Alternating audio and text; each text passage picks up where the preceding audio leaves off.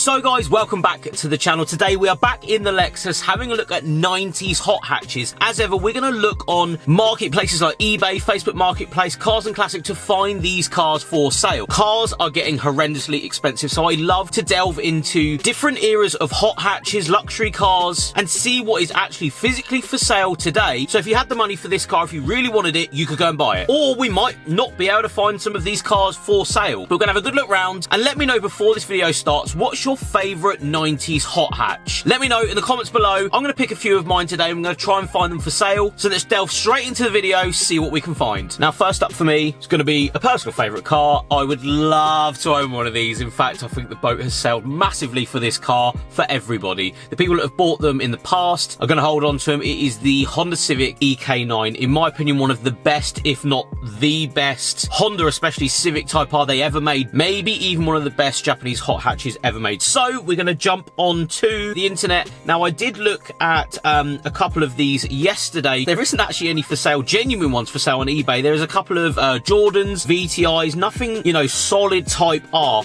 So I've actually jumped onto theparking-cars.co.uk. Never heard of it. Might not even be a genuine site. Now, we are taking every ad on face value like we always do on these videos. So, you know, they could be written off. Please do your research on each one of these cars. If you do see them and you like the price and you want to go and buy it, do your own research. But 10 days ago, it's in a euro price as well, so 17,000 euros. It's just actually taken me to donedeal.ie. I can only assume, and this is off the top of my head, that this is a Northern Ireland car. Yes, it looks like a Northern Ireland car. That's where you'll get a lot of imports these days. Seems to be a lot of them over there. That looks like a really nice car. Red Recaro seats just look the part, don't they? Absolutely love the interior of these cars. The next one down, £17,000. Yeah, that is in pounds. We'll click on the image. So we'll take this one on face value again. It is in euros again for some reason. History is checked. So I can only assume that it is actually not in the UK at the moment. It is in Northern Ireland or wherever it is. 177,000 kilometres this has got. Yes, they are available, but you are going to be paying, I would say you're probably going to be paying 15 to 20 grand for one of these days. A yellow one, we featured a yellow one on the channel years and years ago. They are commanding over 20 grand at the moment. But if you're willing to import one, that's when the money could come into it, because I've seen them kicking around Japanese auctions for 10 grand, for 8 grand. Take that as it is. You could import one. It does cost money, but they are still readily available, although most of these seem to be in Northern Ireland. Next up is going to be the Nova GSI. So we're looking at an early 90s car here, sort of last generation car of the Nova GSI. Hard to find. I feel like they're going to be hard to find, so what we'll probably do is jump on eBay, and the first one I'm going to find is a 1.6 GSI 1992 car in grey on a K-Reg, and it's got no engine in it. Restoration project at £6,500. Looks like it's got quite a bit of rust on the just suspension bit there. Front's been caved in a little bit. Interior is pretty complete though, in my opinion. 85,000 miles. Boots there. 6x9's cut in the parcel shelf because that was just a thing everybody did back then. I mean, the potential's there. It's got rust on the arches, but it comes with stuff. It's got an engine. Yeah, that needs to be fully restored. The other side of the engine bay is, again, same position. That's a full restoration car. You're going to need to have to... it's even been... The GSI was last on the road when it was suffered an accident, unrecorded, and hit a curb. So that is a crash damage needing to be restored Nova GSI there for £6,500. I'm assuming everything's there. You know, it will be hard to find parts for this car, which, again, puts it into huge perspective of what the market is. We will just have a little nose down. A four-door Nova there for 6 grand. GTE, got another GTE, red top Nova. Let's just have a look at that. That's the closest we're going to be able to find today, I think. Red top Nova, track car, 5 grand that car is. So that's 5 grand for that one. We'll just keep looking. This is lovely. Corsa, I know it's the next generation, so a Corsa B, GSI. It's a 1995 model car though. It's £8,250. So... to own a car, full service history. I believe that is, again, if you're, I know we talk about investments on this channel, that is a great investment. If you wanted one, they are just going to keep climbing up in value. They're, you know, getting rare. Even a mid-90s Corsa, GSI, a sport model, is going to be hard to find these days.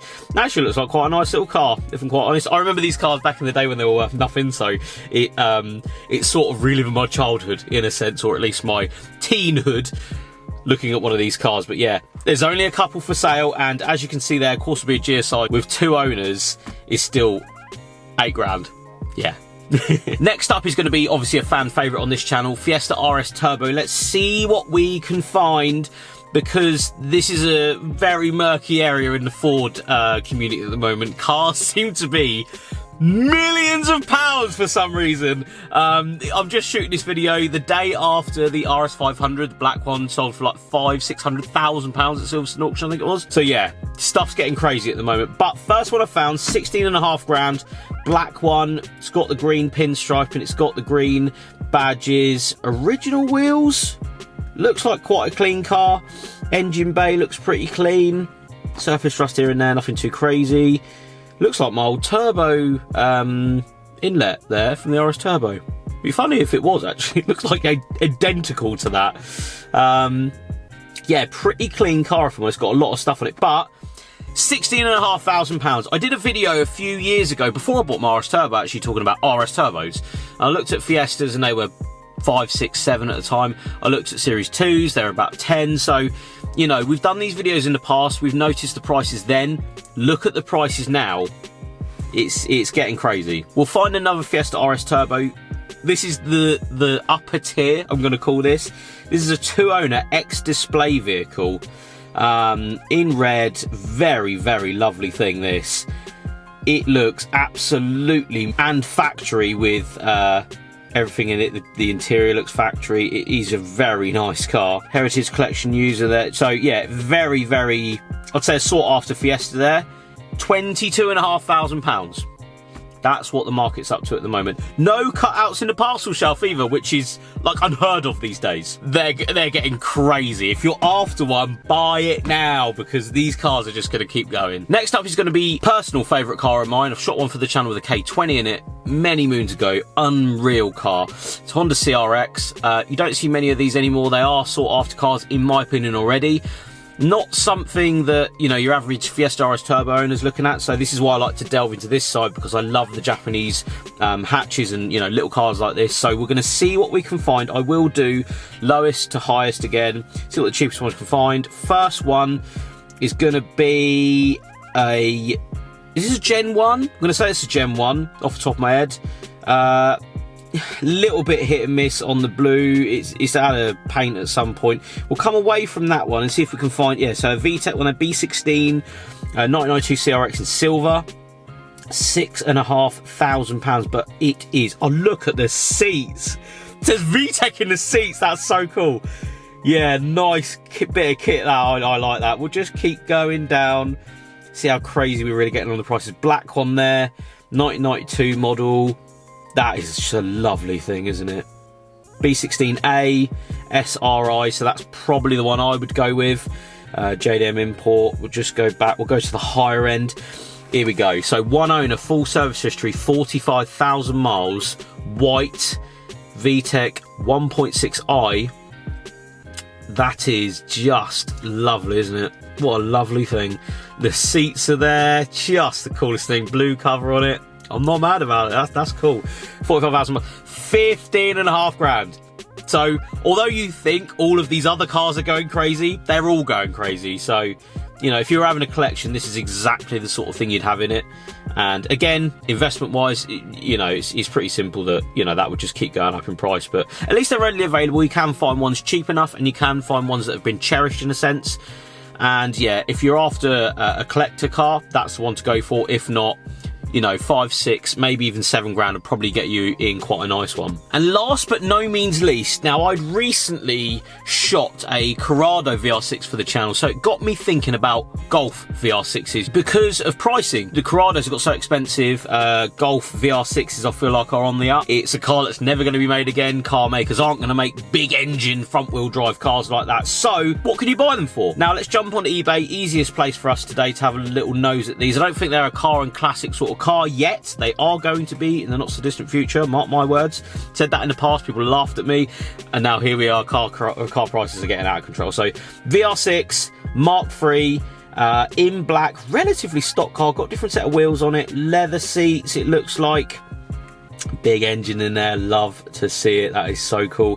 2.7 on that one with, let's just have a look at the mileage. No mileage being told there, that's fine. We'll go to the next one. Slight bit of rust on that one. So a Highline here in the sort of like a purpley mauve, I'm going to call it. It's a really, really nice colour that they came out with on some of these VR6s. The green, I think, as well, was a really big thing on the VR6 Mark III of this generation. But yeah, VR6 looks the part with the colour. 4-door. I'd probably say a 3-door is going to be slightly harder to find a nice version or a nice colour of one of them. I feel like they're already sort of being kept by not necessarily collectors but enthusiasts that like these cars, because I think it's a specialist car. You've got to know what it is, you've got to want it as well, because it's quite an expensive car really. A big engine front wheel drive car like that is not something you just pick up randomly. This one though is automatic, which is really odd. I don't really see many automatic ones, so we will try and find a manual 3-door, and I don't think there is one. Automatic 4-door. Yeah, so even now we're looking today, I cannot find a manual 3-door really nice version. Yes, the first one we looked at was a 3-door car, which I'm just looking at again, but you know, if you're looking for a low mileage or just a little bit of a nicer colour, they're just not on here. We'll look at the most expensive one, 8.7 this is, for a 2.8 litre VR6 1995 in the purple, whatever colour you want to call it. It's a really nice colour either way. Proper BBS wheels, lovely interior, manual gearbox. The back seats don't even look like they've been sat in. So yeah, they're not as silly priced as other cars that we've just looked at, but I feel like, again, they are on the up and up. And again, I haven't been able to find the one that I would get, so manual, nice colour, maybe the green, maybe the purple, in a 3-door with some good mileage. Just already doesn't exist. So there we go, guys. Found a good selection of cars there. Some cheap stuff, some really expensive, but collector-worthy cars. Again, let me know in the comments below what you would buy from the 90s that you feel like is maybe going up in price, something you've always wanted. And if you can see by prices now, they are getting there. Everything's getting expensive. So if you're after one, I'd say buy it as soon as possible. Again, guys, thank you so much for watching today's video. We'll see you all on the next one.